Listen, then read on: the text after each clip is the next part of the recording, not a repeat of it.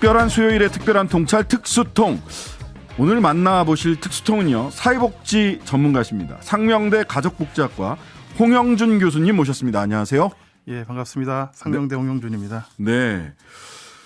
자, 사회보장 전략회의라는 걸 5월 31일 날 대통령 주재하에, 원래 이거를 주재하는 것은 총리 주재인데 일부러 대통령이 참석을 하셨다고 해요. 사실은 사회보장 전략회의라는 건 처음 생긴 거고요. 아, 그랬습니까? 예, 일반적으로 대통령께서 가끔 가다가 사회보장위원회라는 것을 참석하시는 경우가 있는데 네. 이번에는 사회보장위원회에다가 복지 관련 음. 위원회, 뭐 저출산고령 사회위원회라든지 그런 것들과 정부, 국회 네. 다 모아서 확대된 연석회의 정도로 생각을 하시면 좋을 것 같습니다. 예, 그러니까 이게 뭐 사회보장위원회의 힘을 상설위원회는 아니라고 보시면 됩니다. 예. 회의에 직접 참석했다. 원래 위원장은 한덕수 국무총리다. 이렇게 이제 그 대통령실에서 보도자료를 내놔서 굉장히 예. 말하자면 대통령으로서는 힘을 주고 본인의 구상을 쭉 말씀하셨던 자리인데, 여기서 내놓은 핵심 전략, 소위 윤석열표 사회보장 핵심 전략이 뭐였습니까?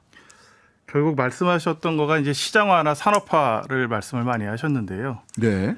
이제 저희 입장에서는 사실은 그 내용 자체가 지난 1년 동안에 조금씩 공개가 되어 왔던 내용들입니다. 네네. 일단은 뭐 크게 보시면 뭐 지속 가능한 복지 국가를 비전으로 제시를 하셨고, 그리고 뭐 약자 복지, 서비스 복지, 복지 재정 혁신 정도를 세 가지 키워드로 제시가 되었습니다. 네. 그리고 이제 핵심 과제가 사회보장제도 통합관리 방안과 뭐 사회서비스 고도화라고 되어 있었는데요. 네. 결국은 결국은 가장 강조하셨던 거는 뭐 그전에도 말씀하셨던 것처럼 보건복지부도 모든 전부처의 산업부화, 그래서 시장화 산업화를 강조를 하셨습니다. 그러다 보니까 그 서울여대 사회복지학과 교수님이시죠, 김진석 교수님은 이게 사회보장 전략회의인지 사회보장 시장화 전략회의 내지는 사회보장 산업화 전략회의 아니냐라고 하는 촌평을 남기셨더라고요. 예, 그렇게 뭐 SNS에서. 충분히 혼돈될 수 있을 정도의 수준이었다고 생각을 합니다. 자, 이전 정부 일단 핵심으로 사회보장 시장화, 사회보장 산업화에 방점을 찍었던 회의였다. 이전 정부 복지국가 전략과, 사실 이전 정부에서도 제가 노인복지라든지 이런 부분은 일정하게 시장화, 산업화 됐던 거 아니냐? 예, 맞습니다. 라는 흐름이 있어서 사회복지학회에서는 굉장히 좀 비판적으로 보셨던 것도 기억을 하는데, 그럼에도 불구하고 이전 정부에서 추진했던 시장화, 산업화 내지는 이전 정부의 핵심적인 복지국가 전략과 어떤 차이가 있습니까? 예, 결국 말씀드리면은 지난 정부 같은 경우에는 뭐 그 포용적 복지국가라는 그 슬로건을 걸고 있었죠. 그래서 서비스의 좀 보편성을 강조하고 보장성을 좀 강화하는. 그리고 가장 큰 특징은 복지 분야에서 국가의 책무를 게을리하지 않겠다. 국가의 책임을. 그래서 그것을 5년 동안 선명하게 보여줬다고 할 수 있고요. 이번 정부 같은 경우에는 사실은 약자 복지라는 말을 많이 쓰고 계시는데 저희 같은 전문가들한테는 좀 다소 애매한 워딩입니다. 저도 그거 궁금해요. 이게 뭐를 의미하는 건지. 어쨌든 지난 정부의 국가의 책임을 하고 보장성을 강화하는 것. 근데 그것을 다시 이번에는 민간 협력이라는 표현을 많이 쓰시더라고요. 민관 협력. 그거는 결국은 다시 민간의 역할을 다시 강화하는 방향으로 선회가 됐다. 그래서 쉽게 얘기하면은 전 정부 같은 경우에는 보편적 복지를 완벽하게 뭐 하지 못했으나 최대한 노력을 했던 것이고, 지향을 그렇게 가지고 있었다. 그리고 결국은 그것이 다시 선별적 복지로 회귀가 된과 함께 국가의 책무에서 다시 국가의 책무를 민간과 시장에 떠넘기는 그런 식의 퇴행이 벌어지고 있다는 느낌을 받을 수 있습니다. 지난 정부가 보편적 복지를 지향하면서 국가의 책임을 강조했다라면 이번에는 민간, 시장, 그리고 선별적 복지 이렇게 얘기를 하셨어요. 자, 그럼 보편적 복지와 선별적 복지 요거를 한번 짧게 좀 설명을 해 주시죠. 근데 사실은 이게 뭐 한 국가에서 모든 서비스가 다 보편적, 모든 사람이 다 받는 그 특정 문제에 해당되는 모든 사람이 받는 급여를 받는 것을 보편적 복지라고 하는데요. 그리고 선별적 복지는 이제 아시다시피 자산이나 이런 소득 기준으로 해서 특정 계층에만 지급을 하는 것이죠. 그걸 맞춤형 복지라고 계속 얘기를 하시던데.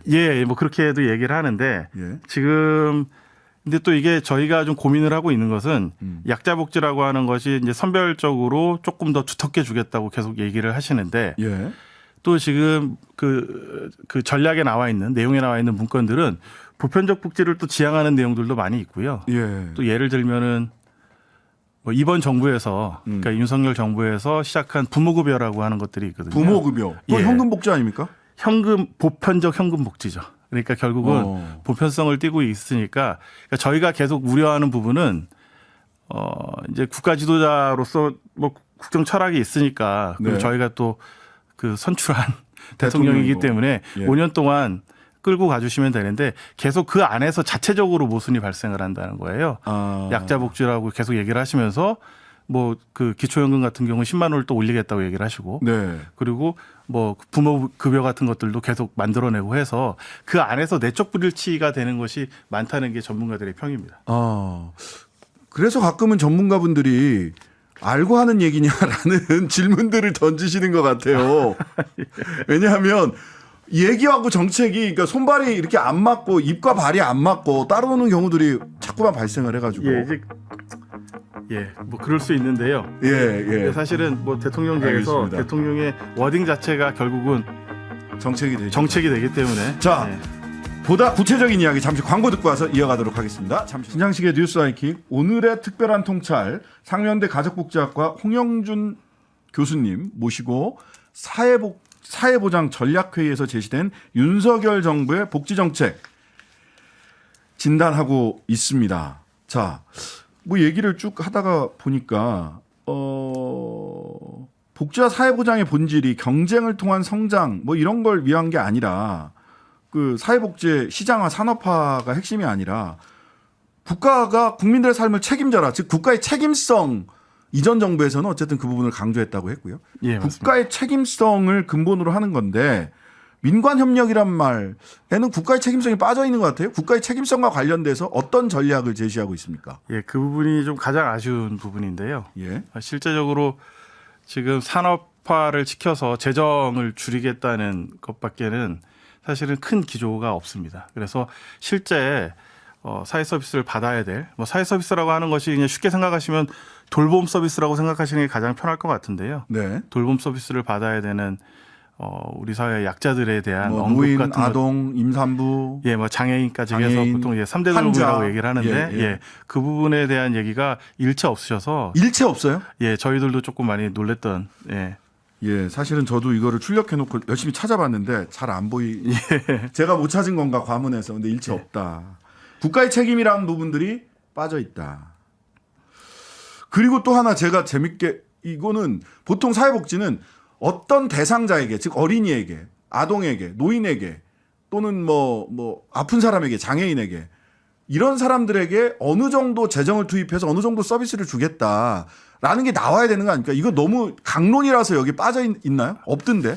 제가 파악한 것까지에도 그런 그 구체적인 정보는 아직 없는 것으로 되어 있고요. 예. 일단은 지금 정부 출범 1년 정도 됐는데 네. 아직 큰 개괄적인 복지 전략만 나온 상태이고 실제 구체적인 전략 같은 것들이 나오지가 않아서 저희들도 사실은 평가하기가 사실은 상당히 좀 곤란한 부분들이 좀 존재합니다.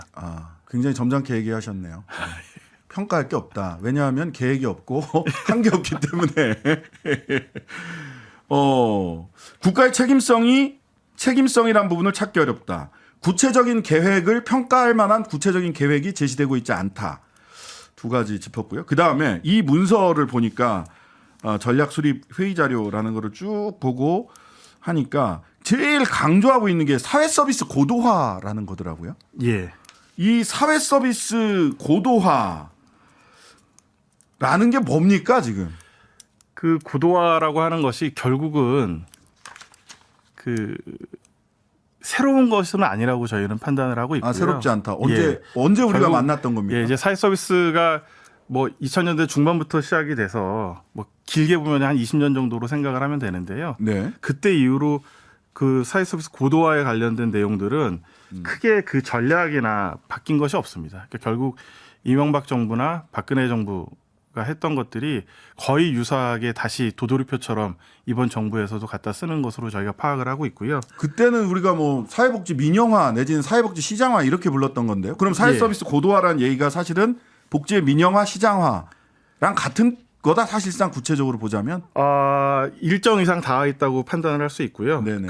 그 자료를 보시면은 기본적으로 취약계층 위주에서 이제 중산층으로 확대한다가 되어 있는데 예. 그게 가장 커버리지를 넓힌다는 건데 그 커버리지를 넓히는 가장 단순한 전략은 그냥 각자 자부담으로 하라는 얘기거든요. 그러니까 자부담 복지. 근데 이거를 예. 선택할 수 있도록 열어준다 하고 굉장히 예. 국민의 선택권을 열어준다는 취지로 표현이 돼 있더라고요. 그런데 이제 아시는 분은 아시겠지만은 국내 사회서비스 시장 자체가 그러니까 시장화나 산업화를 추구를 하려면 일정 적정 이윤이라는 것을 낼 수 있게 되어야 되거든요. 그렇죠. 근데 저희는 이제 보통 이제 지금 돌봄 시장을 준시장 정도로 보고 있는데 네. 적정 이윤을 낼 수 있는 구조가 아니죠. 이제 실제적으로. 예. 왜냐하면 그 뭐 노인 요양만 생각하더라도 수가가 그 요양보험 수가가 정해져 있고 네. 인건비 같은 것들도 법적으로 정해져 있기 때문에 옴짝달싹 못합니다. 거기. 예, 그렇기 때문에 사실은 뭐 지금 민간에서 종사자들이 뭐 더 많이 이윤 창출하기 위해서 뭐 과당 경쟁하고 편법 운영하고 부정수급하고 인권 침해하고 심지어 뭐 노인 학대까지 얘기가 나오는 것이잖아요. 그렇죠. 그래서 충분히 시장으로서 할 수 있는 폐해는 우리가 겪어본 상태이죠. 이미 시장화돼서 예. 그 노인 요양 사업 같은 경우 저도 부모님이 계셔서 노인 요양보호를 받을 수 있을지 해봤는데 되게 어렵더라고요. 또 요양보호를 받기도 어렵고 또 그 안에서 사건으로도 제가 요양보호사들 사건도 많이 해봤어요. 변호사로서. 근데 보니까 서로 제 살 깎아먹게 하고 있다는 느낌을 지울 수가 없어요. 정확하게 보신 겁니다. 사실은 이렇게 무차별하게 경쟁을 들이댈 수 있는 구조가 아니고요. 예. 그 분야 자체가. 그리고 공공성 자체로 운영이 돼야 되는데 이게 시장 논리에 따르면서 실패했던 경우가 우리나라뿐만이 아니라 외국 사례에서 아주 뭐 일본의 뭐 콤슨사라고 혹시 알고 계신가요? 모릅니다. 예. 일본의 콤슨사가 대표적인 케이스인데 콤슨사? 예. 콤슨이라는 가장 컸던 요양 관련된 회사죠. 그러니까 네네. 일본도 결국은 시장 논리를 도입을 하다가 한 벌써 20년 정도 된 얘기인데요. 네. 한 3개월 만에 광고비로 한 500억 정도를 쓰게 돼요. 이게 경쟁이 심하다 보니까 그래서 그해 거의 그 이제 전체적인 그 조직의 한 40%를 감원해야 돼요. 감원을 하고. 그럼 요양보호사 40% 없어져. 그리고 돈은 500억을 썼어. 그러면 제대로 할 수가 없는 거죠. 복지 수혜자 돌봄을 받아야 될 사람들한테 갈 돈. 결국은 그게 이제 서비스 질이 하락이 되고 나중에 몇 년 후에는 결국은 이제 뭐 지원금 횡령처럼 이런 것들이 비리가 막 터지게 돼서 가장 일본에서 크고 역사가 한 50년 된 요양 기관이었거든요. 회사였는데 그게 사실은 그 아주 큰 사건이었습니다. 그게 방금 전에 말씀드렸다시피 이 시장 자체가 공공성에 의해서 운영이 돼야 되는데 무작정 경쟁을 통한 시장화나 산업화를 따르게 되면 어떻게 되는지를 보여주는 대표적인 케이스로 저희끼리 공유가 되고 있습니다. 콤슨사. 예. 근데 이 문서를 쭉 보니까 소규모로는 규제가 많고 정부의 그 요양보호 사업이나 이런 거에 규제가 많고 그다음에 규모가 너무 작아서 제대로 된 서비스를 제공을 못하니까 규제를 풀고 규모를 키워서 규모의 경제를 실현해서 경쟁을 북돋우겠다라는 게 전략이더라고요. 반 정도 맞다고 생각하시면 될 것 같고요. 그러니까 한국 사회서비스 시장의 가장 큰 특징이 기본적으로 민간이 대부분을 차지하고 있고요. 그 민간의 규모 자체가 영세해서 말 그대로 과당 경쟁이 일어나고 그 과당 경쟁으로 인해서 결국 피해를 보는 거는 그 종사자들과 여건이 워낙 뭐 처우가 워낙 안 좋고요. 요양보호사들. 기본적으로 요양보호사들 처우가 안 좋다 보니까 서비스 질이 하락이 되고 하지만 결국 맨 끝에 가면은 그 피해를 최종적으로 고스란히 안는 거는 그 서비스를 이용하는 국민들이거든요. 노인들, 아동들. 이게 결국 악순환이 이루어지고 있다고 보는 것이고요.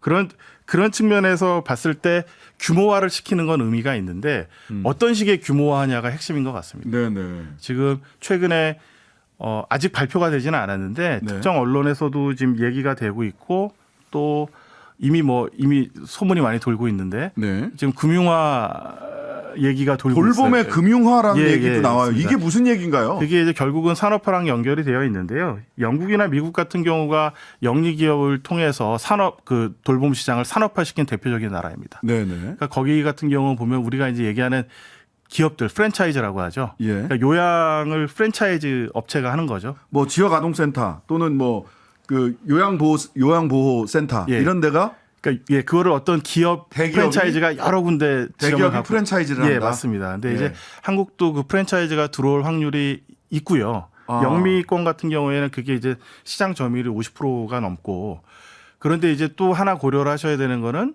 스웨덴 전통적인 복지국가라고 하는 네네. 스웨덴이나 노르웨이 같은 곳을 보면은 네. 그쪽도 똑같이 프랜차이즈가 있어요. 네. 그런데 그 영미권과 그 차이가 분명히 서비스 질 차이가 나거든요. 그 왜 그런 차이는 겁니까? 두 가지로 볼 수가 있는데요. 네. 프랜차이즈의 성격하고 지자체의 관리 감독의 수준으로 볼 수 있습니다. 아, 그러니까 영미권의 프랜차이즈는 전형적인 영리 기업의 프랜차이즈고요. 돈 버는. 예, 그리고 뭐 스웨덴이나 뭐 노르웨이, 뭐 캐나다도 약간 비슷한 경우이긴 한데 네. 보통 공공에서 운영하는 프랜차이즈거나 아니면 사회적 프랜차이즈 같은 것들이 작동을 하고 있고요. 소위 돈 버는 게 목표가 아닌 곳이에요. 예, 예. 이윤 창출이 목표가 그렇죠. 예. 아닌. 규모를 시켰지만은 이윤 창출이 목적이 아니기 때문에 서비스 질이 유지가 되는 것이고요. 네. 또 가장 핵심적인 거는 지자체의 관리 감독의 수준입니다. 그러니까 지금 이번 정부에서는 규제를 계속 풀어주자고 하는데 규제 완화가 핵심이에요. 사실은 지금 규제가 너무 없어서 문제거든요. 그래서 분명히 저희가 그것을 만약에 규모화를 시키고 싶다고 하면은 네네. 분명히 그 해외에서 어떤 식으로 돌아가는지 참고를 해야 될 것 같습니다. 지자체 역할이 지금 너무 없는 상태거든요. 오히려 규제가 스마트한 규제가 없고 그다음에 경쟁은 폐해가 오히려 좀 드러나고 있는 사회복지 현장에서의 시장 경쟁은 폐해가 드러나고 있다. 예. 그러면 이제 우리가 영미식으로 만약 가버리면 지역아동센터나 노인보호시설이나 센터나 이런 제가 요양보호시설이나 이런 곳들에 무슨 뭐 소위 삼성, 현대 이런 재벌집들이 들어오는 겁니까? 예, 지금 그 얘기가 공공연하게 나돌고 있고요. 실제로 보험업계가 예. 사실은 오래됐습니다. 이거를 계속 풀어달라고 민원입니까, 민원? 예, 계속 오래된 풀어달라고 민원? 했던 것들이 있었는데 예. 지금 아까 얘기했던 금융화의 이런 일부 내용이 있는데요. 예전 같으면은 30인 이상의 요양시설 같은 경우에는 본인이 토지를 가지고 있거나 본인이 건물을 가지고 있어야지 운영을 아니면 할 수 있었죠. 예. 열 수가 있었죠. 예, 이제 그렇게 됐는데 그거를 이제 민간 임대를 풀어주는 걸로 되고 있습니다. 그게 사실은 보험업계의 가장 큰 염원이었거든요. 진출할 수 있게끔. 그래서 보험업계에서는 사실은 이 지금 진출 준비를 제가 하는 걸로 듣고 있고요. 이것이 되게 되면은 그러니까 아까 얘기했다시피 이게 큰 문제라고 생각을 하는 거가 국가의 책무를 이제 민간에 넘겨주는 것에 모자라서 이제 거대한 민간 자본에 넘겨주게 되는 것이죠. 보험업계. 예, 사실은 자본의 특성상 개방만 해주게 되면 그 다음부터는 자본이 다 알아서 하죠. 예. 자본이 다 알아서 해서 본인들이 이윤을 최대화할 수 있는 아주 딱 균형점을 찾아서 맞습니다. 그게 이제 가게 돼 있어요. 영미 모델에서 보면은 뭐 영국 같은 경우에는 뭐 우리가 흔히 얘기하는 투기성 자본이라고 하는 사모펀드에서도 요양시설을 운영을 합니다. 사모펀드에서요. 예. 그래서 사모펀드는 뭐 특징이 단기간에 가장 많은 이윤을 창출을 하고 그러고 이제 그 이윤을 합니다. 주주들한테 줘야 되기 때문에 그런 피해가 고스란히 나타나는 것들이 이미 경험적으로 다 증명이 돼 있어요. 그러니까 지금 여기에서 규제 완화, 금융의 경제, 경쟁, 시장화, 산업화 얘기는 타국 사례로 봤을 때 소위 돌봄의 금융화, 그다음에 절대 프랜차이즈 가면 안 되는 길이죠. 저희가 봤을 때 이렇게 가려고 지옥문을 활짝 여는 것처럼 보이네요. 이게 좀 조심스러운데 아직 발표가 정확하게 안 났는데 지금 언론이나 이런 데서는 다루고 조만간에 곧 얘기가 나온다고 해서 저희도 좀 지켜보고 있는 입장입니다. 이걸 아직 단정짓기는 조금. 어쨌든 대통령께서 직접 힘을 주기 위해서 가서 발표한 이 말씀이 소위 사회 서비스 고도화가 어떤 거냐, 민영화, 예, 뭐 그냥 민영화가 아니라 금융화네요. 추가로 말씀하신 것들도 있어요. 예, 뭐 이렇게 예. 복지 기술 관련해서도 얘기를 나와 있는데 네. 뭐 다행히 뭐 다 아시다시피 4차 산업혁명이나 ICT나 이런 것들이 워낙해서 돌봄이나 복지 기술 관련한 거는 맨날 단골로 나오는 얘기이긴 한데 네. 저희가 이제 그 사회 서비스 뭐 돌봄 노동 같은 거의 특징을 살펴보면은 기본적으로 친밀성에 기반을 한 노동 집약적인 형태의 노동이거든요. 아, 그렇죠. 그렇기 때문에 뭐 기술이 발전돼서 뭐 돌봄 로봇이라고 얘기도 막 하고 하는데 어느 정도 효과를 볼 수 있지만 그것 자체가 뭐 일정의 한계는 있을 것이다 정도 판단을 하고 있습니다. 네, 어르신들은 키오스크도 도와드려야죠. 예, 저희가 돌봄 디지털 로봇을 격차가 잘 심하죠. 작동을 할 수 예. 있을까요? 자, 그 다음에 계속 눈에 띄었던 것 중에 하나가 뭐냐면 지속 가능한 복지 라고 얘기를 하고 대통령이 재정의 범위를 넘어서는 사회보장은 우리 사회를 스스로 갉아먹게 된다. 이런 이야기를 했어요. 한정된 예산이 국민을 행복하게 하면서 국가 발전의 원동력이 되게 하기 위하여 우선순위를 잘 잡는 게 제일 중요하다. 뇌물 받아먹는 사람보다 더 나쁜 사람들이다. 돈 함부로 쓰는 사람들은 예, 복지 예산. 예. 지속 가능한 복지. 그다음에 한정된 예산 속에서 우선순위를 정해야 된다. 맞습니다. 그 지속 가능한 복지에 대해서 반대하는 사람이 있을까요? 저는 없죠. 없다고 지속 가능해야죠. 보거든요. 예, 당연히 지속 가능해야 되는 것인데 네. 조금 또 궁금했던 거는 이제 기본적으로 이번 발표에서 가장 큰 핵심이 이제 복지 정책, 복지가 고용을 창출하고 고용을 창출해서 성장을 하는 되게 전형적인 선순환 모델을 계속 강조를 하셨거든요. 네네. 그렇게 된다고 하면서 복지 쪽 비중을 높이지 못하는 것이 좀 앞뒤가 안 맞죠. 네. 그러니까 만약에 네. 복지를 투자하는 것이 선순환을 이룬다고 하면은 투자를 해야 되는데 그쪽에 지금 투자할 예산은 없다고 그렇게 얘기를 선언을 하셨어요. 하시는 거죠. 예. 그런 것들이 좀 그렇고요. 정확하게 오히려 말씀을 하신 것 같아요. 저는 우선순위의 문제라고 생각을 하거든요. 네. 예산이 언제는 넉넉했던 적이 있었나요? 네. 뭐 자원이라는 건 항상 유한하고 예. 그 안에서 우선인데 우리 대통령의 국정 철학에 기반한 우선순위에서 우리의 삶, 복지 예, 복지가 후순위로 밀려 있다는 것은 좀 안타까운 많이 원래 슬픈 예산은 얘기죠. 철학입니다. 예산이 어디에 많이 쓰이는지가 그 정부의 철학과 가치지향이에요. 말이 아니라 예산을 보시면 돼요. 복지 예산은 없다라고 선언을 하고 이걸 시작을 하고 계셔서 이건 되게 맑고 투명합니다. 자, 하여튼간에 좀 걱정이 좀 많이 되는데 마지막으로 지금 뭐 한 1분 정도 남았습니다. 우리 그 전문가로서 특수통으로서 사회복지 특수통으로서 윤석열 정부 복지 이것만은 조금 신경을 써야 된다라는 조언을 좀 주시죠. 그 아까 말씀드린 대로 거의 지금 20년이 되도록 사회 서비스 방향은 지금 얘기했던 뭐 이명박 박근혜 정부 때처럼 유사하게 흘러가고 있거든요. 네, 사골곰탕. 예, 문재인 정부는 좀 예외로 하고요. 네. 근데 지금 1년 만에 나온 전략이 결국은 돌고 돌아 시장화 산업화라고 하고 돌봄을 받을 권리는 아예 사라져 버렸고, 네. 그리고 20년 동안 사실은 한국은 많이 바뀌었거든요. 네. 고령화가 심화해서 노인 인구도 많이 됐고, 그랬죠. 저희가 코로나를 겪었잖아요. 네. 코로나 겪었을 때 저희가 그때 느꼈던 것이 공공이 책임지는 필수 돌봄이라는 얘기를 했어요. 네. 필수 의료가 있듯이 필수 돌봄이 있는 필요하죠. 것이죠. 예. 분명히 공공의 역할이 있는 것이고 국가의 역할이 있는 것인데 예. 저희가 계속 시장화 산업화로만 얘기를 하시니까 네. 그것들이 지금 우리 국민들이 현재 삶에서 마주하고 있는 그런 심각한 문제들을 해결할 수 있는지 저는 다시 한번 심각하게 고민을 해야 될 시기라고 생각을 합니다. 필수 돌봄은 국가가 책임져야 된다라고 하는 것이 코로나 시대를 거치면서 겪어온 우리 국민들의 컨센서스가 아닌가라는 생각을 해봅니다. 오늘 말씀 여기까지 듣겠습니다. 특별한 수요일에 특별한 통찰 특수통 홍영준 상명대 가족복지학과 교수였습니다. 감사합니다. 감사합니다. 하루 종일 기다려지는 진짜 시사. 평일 저녁 6시 5분 신장식의 뉴스 하이킥.